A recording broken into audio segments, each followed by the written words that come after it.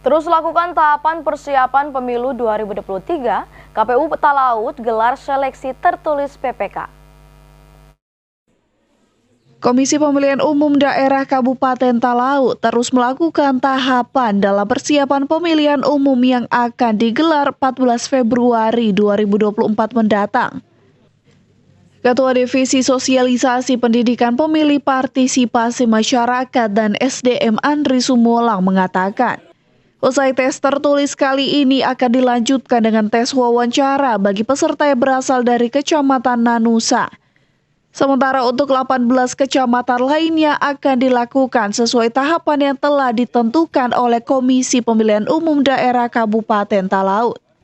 Yang dimana peserta yang lulus verifikasi administrasi itu sebanyak 370 peserta.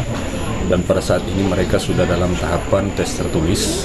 Dan di saat ini ada 2 lokasi untuk pelaksanaan seleksi tertulis, yaitu SMA 1 Melongwane dan SMK 1 Melongwane. Dan itu dibagi dalam 4 sesi selesai sampai dengan hari ini. Untuk Miangas dan Nanusa, nanti setelah selesai tes CAT hari ini kita akan langsung dengan pelaksanaan tes wawancara.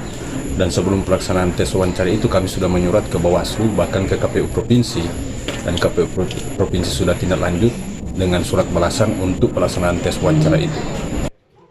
Sebanyak 370 peserta calon panitia pemilihan kecamatan perwakilan dari 19 kecamatan yang ada di Kabupaten Talaut yang telah lolos dalam verifikasi melalui aplikasi Siakba mengikuti tes tertulis kali ini yang digelar Rabu 8 Desember 2022.